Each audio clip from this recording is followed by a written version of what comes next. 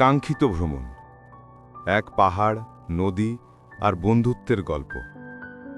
অনেক দিন ধরে একটা স্বপ্ন ছিল, কক্সবাজার আর বান্দরবান, এই দুই রূপকথার জায়গা একসাথে ঘুরব। কিন্তু জীবন তো আর সিনেমা না, বারবার পরিকল্পনা করেও সব ভেস্তে যাচ্ছিল।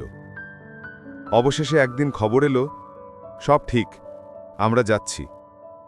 আমাদের দলে ছিল সোহাগ, রাসেল, নুমান মাহাদি, আব্দুল কাইয়ুম, আবু সালেহ, হেমায়েত হোসেন তুহিন আর আমি, তুষার।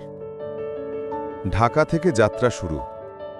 বাসের জানালায় মাথা ঠেকিয়ে মনে হচ্ছিল পাহাড় ডাক দিচ্ছে, চল না, দেখা হোক।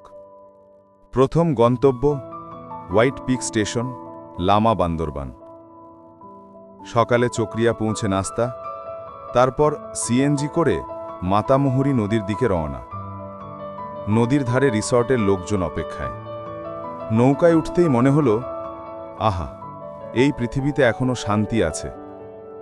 নৌকো চলছে পাহাড়ের বুক চিরে, ঝিরিপথের টলটলে পানি, বাতাসে ঠান্ডা ছোঁয়া। মনে হচ্ছিল সময়টা থেমে যাক। রিসর্টে পৌঁছে পেলাম ওয়েলকাম ড্রিঙ্কস। কেউ বলল, এই জুসে বরফ না, পাহাড়ের হাওয়া মেশানো। সবাই হেসে উঠল। ঝিরিতে নেমে গোসল করলাম। পাহাড়ি ঠান্ডা পানির ছোঁয়ায় মনে হলো এই বুঝি সব ক্লান্তি ধুয়ে গেল। বিকেলে উঠলাম পাহাড়ের চূড়ায়, পট হাউস 1-এ। উঠতে কষ্ট হচ্ছিল, কিন্তু ওপরে উঠে মনে হলো এই কষ্টটাই তো আনন্দের অংশ।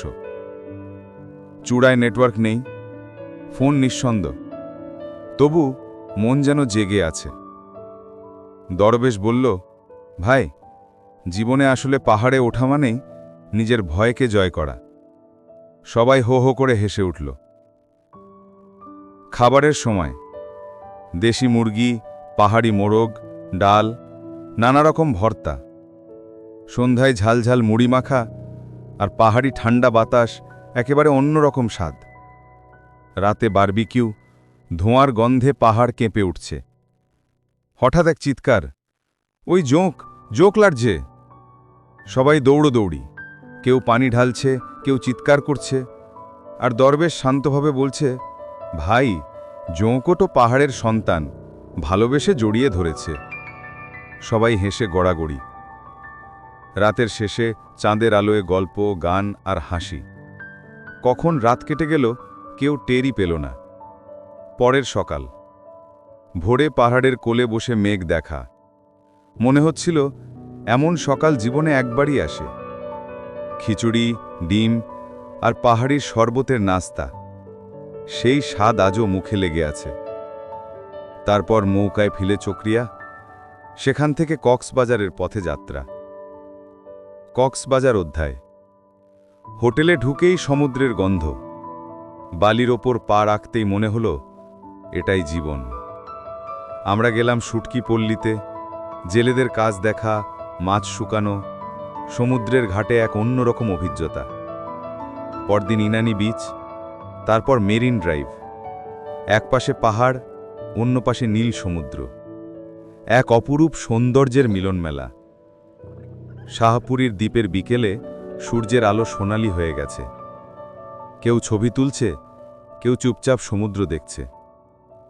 দুপুরে সামুদ্রিক খাবার, কোরাল মাছ, সুরমা মাছ, চিংড়ি, আর বিকেলে পাহাড়ি চা, জীবনের সেরা কাপে ভরা শান্তি।